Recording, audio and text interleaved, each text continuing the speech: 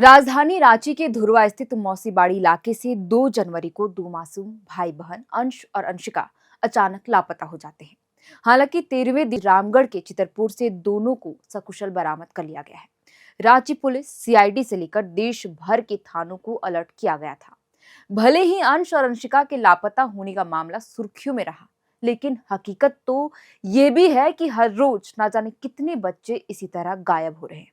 सवाल ये भी है कि प्रशासन हर मामले में उतनी ही तत्परता क्यों नहीं दिखाता जितनी इस केस में दिखा रही थी।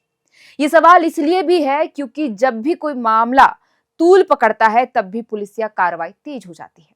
और आज की इस वीडियो में हम ना सिर्फ अंश अंशिका लापता केस में अब तक हुए पुलिसिया कार्रवाई पर बात करेंगे, बल्कि एनसीआरबी की हालिया रिपोर्ट पर भी चर्चा करेंगे, जो देश भर की बच्चे बच्चियों के खिलाफ होने वाले और बढ़ते अपराधों की गवाही दे रही है। साथ ही मानव तस्करी पर भी बात करेंगे, क्योंकि अमूमन गायब हुए बच्चे बच्चियां मानव तस्करी का शिकार हो जाती हैं। इन तमाम पहलुओं पर आज हम सिलसिलेवार ढंग से विस्तार से बात करेंगे। सबसे पहले हम एनसीआरबी के आंकड़ों पर बात करते हैं, क्योंकि धुरवा से अंश और अंशिका के लापता होने के मामले ने पूरे देश का ध्यान खींचा था।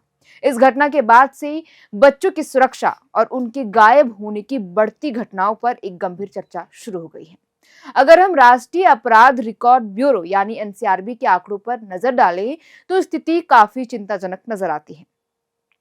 भारत में साल 2022 के दौरान 18 साल से कम उम्र के कुल 1,27,874 बच्चे लापता हुए।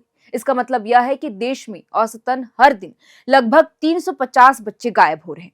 हालांकि इन आंकड़ों का एक सकारात्मक पहलू यह भी है कि पुलिस और प्रशासन की मदद से इसी अवधि में 80,561 बच्चों को सुरक्षित ढूंढ लिया गया है और उन्हें उनके परिवार से भी मिलाया गया है। वहीं अगर झारखंड की स्थिति की बात करें तो 18 साल से कम उम्र के बच्चों के लापता होने के मामलों में झारखंड पूरे देश में 20वें स्थान पर आता है। झारखंड में कुल 748 बच्चे लापता हुए, जिनमें से 335 बच्चों को बरामद कर लिया गया। विशेषज्ञों का मानना है कि झारखंड के ग्रामीण इलाकों की लड़कियां अक्सर मानव तस्करी, घरेलू कामकाज या झूठे रोजगार के वादों के जाल में फंस जाती है। इस समस्या से निपटने के लिए राज्य सरकार और पुलिस द्वारा ऑपरेशन मुस्कान जैसे अभियान चलाए जा रहे हैं। वहीं आंकड़े स्पष्ट करते हैं कि बच्चों की सुरक्षा आज भी एक बड़ी चुनौती बनी हुई है, जिस पर समाज और सरकार दोनों को मिलकर काम करने की जरूरत है। लापता होने वाले बच्चों में लड़कियों की संख्या लड़कों से काफी अधिक है। आंकड़ों की प्रवृत्ति यह दर्शाती है कि लड़कियों को अक्सर तस्करी, यौन शोषण, बाल विवाह या अनैतिक गतिविधियों में धकेला जाता है। अपराधी बच्चों को बहला फुसलाकर अपहरण कर इन अपराधों को अंजाम देते हैं। वहीं राष्ट्रीय अपराध रिकॉर्ड ब्यूरो के आंकड़ों से यह स्पष्ट होता है कि यह समस्या कुछ राज्यों में बेहद ही गंभीर रूप ले चुकी है।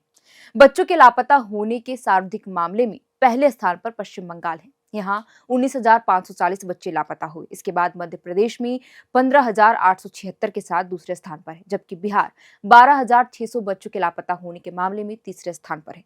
दिल्ली में 1,880 बच्चे, तमिलनाडु में 8,876, उड़ीसा में 7,565, राजस्थान में 7,412, उत्तर प्रदेश में 5,924, महाराष्ट्र में 5,393 और छत्तीसगढ़ में 5,210 बच्चे लापता हुए हैं।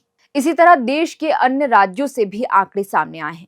इन भयावह आंकड़ों के बीच कुछ राहत की बात यह है कि इस अवधि में 80,561 बच्चों की सकुशल बरामदगी की गई है।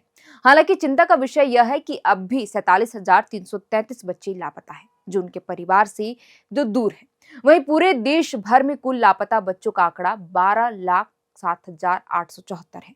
बहरहाल नेशनल क्राइम रिकॉर्ड ब्यूरो के अनुसार भारत में हर 8 मिनट में एक बच्चा गायब होता है और झारखंड इस समस्या का एक केंद्र भी बनता जा रहा है। गैर सरकारी संगठनों जैसे action against trafficking and sexual exploitation of children के अनुसार पिछले एक दशक में झारखंड में लगभग 42,000 केवल लड़कियों को महानगरों में तस्करी के लिए ले जाया गया है।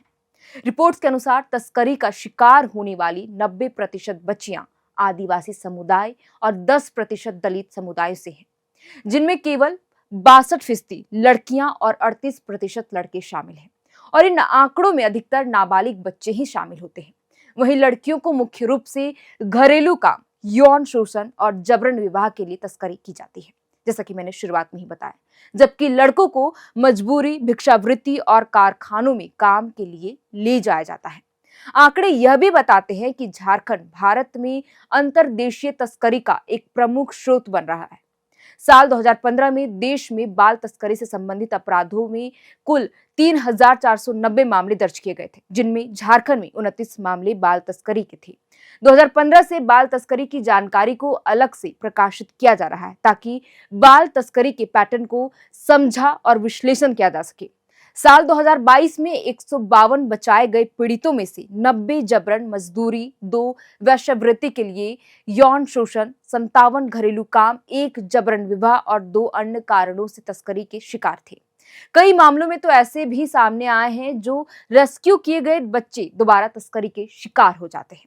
झारखंड में बढ़ते मानव तस्करी को लेकर कहा जाता है कि यहाँ गरीबी, अशिक्षा, बेरोजगारी प्रमुख कारण है, जिसकी वजह से यहाँ के बच्चों को निशाना बनाया जा रहा है। आपको यह भी बता दें कि झारखंड में मानव तस्करी से सबसे अधिक जो प्रभावित जिले हैं वो है खूंटी, गुमला, सिमडेगा, लातेहार और लोहरदगा, पश्चिमी सिंहभूम, कोडरमा, गिरिडीह और दुमका जिला शामिल है। बीते कुछ सालों से इन जिलों में तस्करी हॉटस्पॉट के रूप में पहचाना गया है। तो कुल मिलाकर हमने आपको विस्तार में बताया कि नेशनल क्राइम रिकॉर्ड ब्यूरो की हालिया रिपोर्ट में बच्चों के गायब होने के आंकड़े कितनी भयावह है। खासतौर पर झारखंड में मानव तस्करी का जाल कितनी गहराई तक फैला हुआ है और इससे जुड़े सरकारी आंकड़े क्या कहते हैं। यह जानकारी आपके साथ साझा करना हमने इसलिए भी जरूरी समझा क्योंकि जैसा कि मैंने शुरुआत में ही बताया कि 5 वर्षीय अंश और 4 साल की अंशिका के लापता होने की घटना ने न केवल झारखंड बल्कि पूरे देश को झकझोर कर रख दिया था। आखिर आज दोनों भाई बहनों को बरामद कर लिया गया, लेकिन सवाल तब भी रहेगा कि उन हजारों मासूमों का क्या जो हर साल तस्करी का शिकार हो जाते हैं। और जाते जाते हम आपके लिए एक बड़ा सवाल छोड़ जा रहे हैं कि आखिर क्या वजह है कि आधुनिक तकनीक और सख्त कानून के बावजूद प्रशासन मानव तस्करी को रोकने में नाकाम साबित हो रही है। आपको क्या लगता है, हमें कमेंट कर जरूर बताइएगा। फिलहाल के लिए इस वीडियो में इतना ही। आप देख रहे थे एयर नाउ और मैं थी आपके साथ शेरतन। आपको हमारी यह जानकारी कैसी लगी, हमें कमेंट बॉक्स पर इसे भी बताइएगा। शुक्रिया।